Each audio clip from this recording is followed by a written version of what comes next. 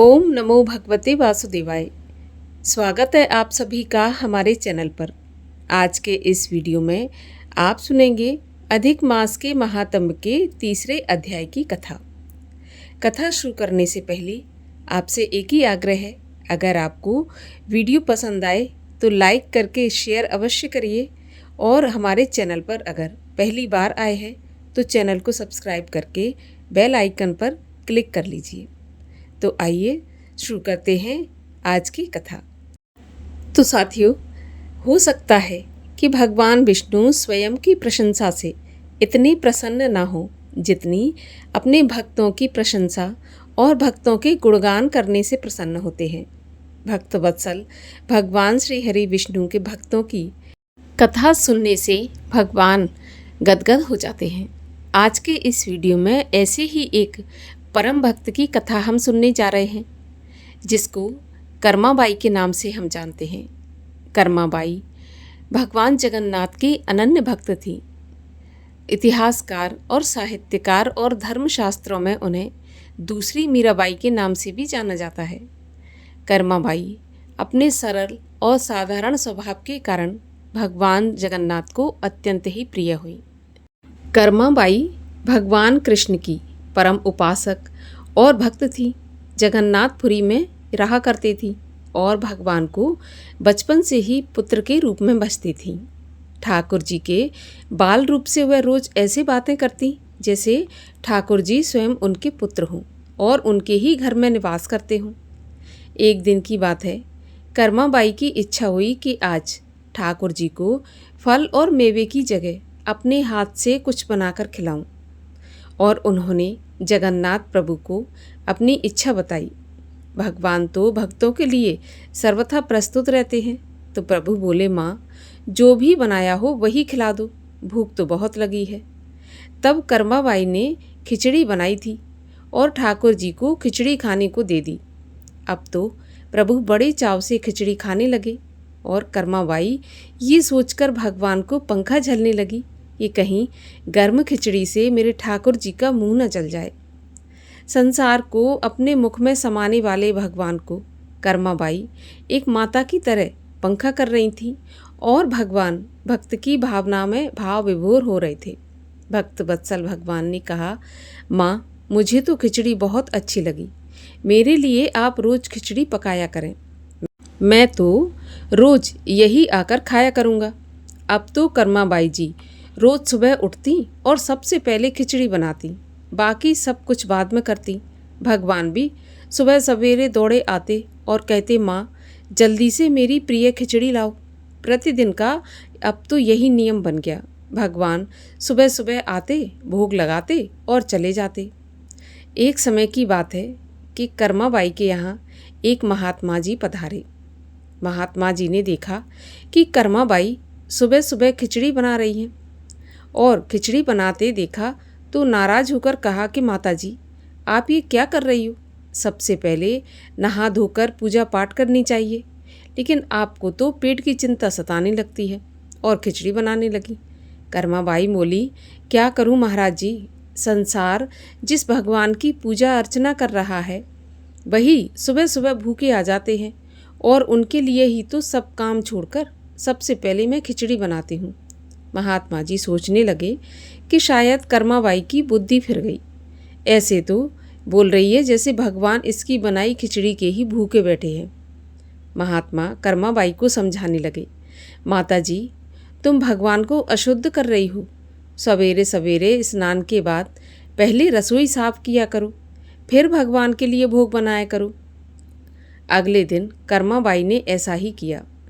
जैसे ही सुबह हुई भगवान आए और बोले, माँ मैं आ गया, खिचड़ी लाओ। तो कर्माबाई कहने लगी, प्रभु अभी बैठो, अभी मैं स्नान कर रही हूँ, थोड़ा सा रुको। थोड़ा देर बाद भगवान ने फिर आवाज़ लगाई, जल्दी करो माँ, मेरे मंदिर के पट खुल जाएंगे, मुझे जाना है। फिर बोली, अभी मैं रसोई साफ कर रही हूँ, थोड़ी देर और रुको। प्रभु सोचने लगे कि आज माँ को हो क्या गया, ऐसा तो पहले कभी नहीं हुआ। फिर जब कर्माबाई ने खिचड़ी परोसी तब भगवान ने झटपट करके जल्दी जल्दी खिचड़ी खाई लेकिन आज खिचड़ी में रोज वाले भाव का स्वाद भगवान को नहीं लगा। फिर जल्दी में भगवान बिना पानी पिए ही मंदिर के लिए दौड़े, क्योंकि मंदिर के पट खुलने वाले थे। जब भगवान मंदिर की तरफ जा रहे थे तो उनकी दृष्टि बाहर बैठे महात्मा पर पड़ी, और भगवान ने बाहर महात्मा को देखा तो समझ गए कि अच्छा, तो ये बात है, मेरी माँ को ये पट्टी इसी ने पढ़ाई होगी। अब यहाँ ठाकुर जी के मंदिर के पुजारी ने जैसे ही मंदिर के पट खोले तो देखा भगवान के मुख पर खिचड़ी लगी हुई है। पुजारी बोले, प्रभु, ये खिचड़ी आपके मुंह पर कैसे लग गई? भगवान बोले, पुजारी जी, मैं रोज मेरी कर्माबाई के घर खिचड़ी खाकर आता हूँ। आप माँ कर्माबाई जी के घर जाओ और जो महात्मा उनके यहाँ ठहरे हैं उनको समझाओ, उसने मेरी माँ को गलत पट्टी पढ़ाई है। अब तो पुजारी जी ने महात्मा जी से जाकर सारी बात कही कि भगवान तो भाव के भूखे हैं। ये सुनकर महात्मा जी घबराए और तुरंत ही कर्माबाई के पास जाकर कहा, माता जी, मुझे माफ़ करो, ये नियम धर्म हम संतों के लिए हैं। आप तो जैसे पहले खिचड़ी बनाती हो वैसे ही बनाएं। आपके भाव से ही ठाकुर जी खिचड़ी खाते रहेंगे। फिर एक दिन आया जब कर्माबाई के प्राण छूट गए। उस दिन पुजारी ने मंदिर के पट खोले तो देखा कि भगवान की आंखों में आंसू हैं और प्रभु रो रहे हैं। पुजारी जी ने रोने का कारण पूछा तो भगवान बोले, पुजारी जी, आज मेरी माँ कर्माबाई इस लोक को छोड़कर मेरे निज लोक को विदा हो गई है। अब मुझे खिचड़ी कौन खिलाएगा? अब मुझे वो स्वाद कहाँ मिलेगा? पुजारी जी कहने लगे, प्रभु, आपको माँ की कमी महसूस नहीं होने देंगे। आज के बाद आपको सबसे पहले खिचड़ी का ही भोग लगेगा। इस तरह आज भी जगन्नाथ भगवान को खिचड़ी का भोग लगाया जाता है। भगवान और उनके भक्तों की अमर कथाएं अटूट आस्था और विश्वास का प्रतीक हैं। ये वो कथाएं हैं जो प्रभु प्रेम के स्नेह को दर्शाने के लिए अस्तित्व में आई। प्रभु सिर्फ सच्चे और पवित्र भाव के भूखे हैं। इन कथाओं के माध्यम से भक्ति के रस को चखते हुए आनंद के सरोवर में डुबकी लगाना चाहिए। ईश्वर की शक्ति के आगे ना तो तर्क काम आता है और ना ही कोई ज्ञान काम आता है। कर्माबाई की खिचड़ी की वजह से ही आज भी जगन्नाथ जी में एकादशी के दिन भी चावल से परहेज नहीं किया जाता है। चावल अर्थात खिचड़ी से भोग लगाया भी जाता है और खिचड़ी का भोग भक्तों को दिया भी जाता है। इससे एकादशी के दिन भी चावल खाने से कोई दोष नहीं लगता। तो ऐसी थी माता कर्माबाई। और अब सुनिए अधिक मास के महात्म के तीसरे अध्याय की कथा। हे नारद जी, जो कुछ कृष्ण जी ने युधिष्ठिर से कहा वही तुमसे कहता हूँ।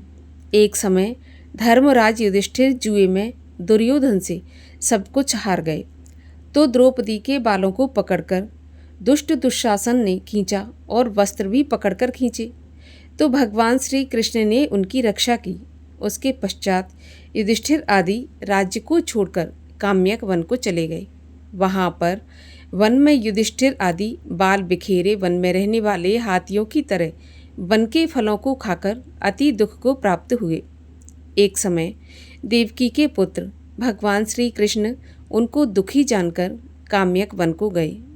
उस समय युधिष्ठिर आदि श्री कृष्ण भगवान को देखकर ऐसे हुए मानो देह में प्राण आ गए। वे बड़े प्रेम से मिले और हरि के चरण कमल में नमस्कार किया। द्रौपदी ने भी प्रणाम किया। राजा युधिष्ठिर और द्रौपदी को दुखी देखकर भगवान श्री कृष्ण भी अत्यंत दुखी हुए। जब विश्वात्मा भक्त वत्सल भगवान ने दुर्योधन को भस्म करने के लिए कोप किया तो मानो करोड़ों काल कराल समान श्रीमुख से प्रलय काल की अग्नि उठी हो और दांतों को पीसते हुए मानो त्रिलोकी को भस्म कर देंगे। तब अर्जुन कृष्ण भगवान को क्रोध में देखकर भय से कांप उठा। युधिष्ठिर और द्रौपदी तथा दूसरे उपस्थित वृद्ध हाथ जोड़कर भगवान को प्रसन्न करने के लिए स्तुति करने लगे। अर्जुन कहने लगे, हे कृष्ण, हे जगन्नाथ, हे नाथ, मैं जगत के बाहर नहीं हूँ, फिर आप मेरी रक्षा क्यों नहीं करते? आप तो सारे जगत की रक्षा करने वाले हैं। जिसके नेत्र के गिरने से ब्रह्म का पतन हो जाता है, जिनके कोप से क्या कुछ ना हो जाए कोई कह नहीं सकता। हे तात, हे जगतपते, इस संहार करने वाले क्रोध को हरिए। आपके क्रोध से संसार में प्रलय हो जाएगा। भगवान कहने लगे, नारद, अर्जुन इस प्रकार कहकर हाथ जोड़कर श्री कृष्ण भगवान को नमस्कार करने लगे। तब भगवान श्री कृष्ण अर्जुन के इस प्रकार के स्तुति वचन सुनकर शीतल हो गए। फिर प्रेम से आकुल व्याकुल होकर युधिष्ठिर आदि श्री भगवान को बारंबार नमस्कार करने लगे। श्री नारायण कहने लगे, हे नारद जी, इस प्रकार प्रेम से मग्न हो सिर झुकाकर हाथ जोड़कर बारंबार भगवान कृष्ण को नमस्कार कर अर्जुन ने जो प्रश्न किया वह मैं तुमसे कहता हूँ। हरि भगवान ये सब सुनकर पांडवों के हितकारक वचन कहने लगे। श्री कृष्ण कहने लगे, हे अर्जुन, मेरे वचनों को सुनो। और आपने जो अपूर्व प्रश्न किया है सो यद्यपि मैं इसका उत्तर देने को समर्थ नहीं हूँ, ये गुप्त प्रश्न ऋषियों को भी कठिन है, तो भी हे अर्जुन, मैं तुम्हारी मित्रता और भक्ति से प्रसन्न होकर अत्यंत कठिन उत्तर को क्रम से कहता हूँ, सो ध्यानपूर्वक सुनो। हे अर्जुन, कोई समय में संयोगवश अधिक मास आए, उसको सब असहाय, निंदक, अपूज्य, मलमास और रवि की संक्रांति से वर्जित ऐसा कहते हैं। मल अर्थात गंदा मांस होने से स्पर्श करने के योग्य नहीं है। सब कर्मों में ये निंदित है। इस प्रकार लोगों के वचन सुनकर वह मलमास कांतिहीन निरुद्योगी दुख से युक्त मेरे पास आया और वैकुंठ में जहाँ पर मैं निवास करता हूँ स्वर्ण के सिंहासन पर बैठे हुए देखकर मुझको दंडवत प्रणाम किया और दोनों हाथ जोड़ नेत्रों से आंसू बहाता हुआ इस प्रकार से कहने लगा। यहाँ पर तीसरे अध्याय की कथा समाप्त होती है। इसके आगे की कथा आप सुनेंगे चौथे अध्याय में कल के वीडियो में। और अब सुनिए सीता माता के नित्यनेम की कथा, जिसे नित्य सुनने से घर में धन और अन्न के भंडार सदा भरे रहते हैं, हमेशा सुख शांति बनी रहती है, माता सीता और भगवान श्री राम की कृपा प्राप्त होती है। ये कहानी माता सीता कहती थीं और श्री राम इसे सुना करते थे।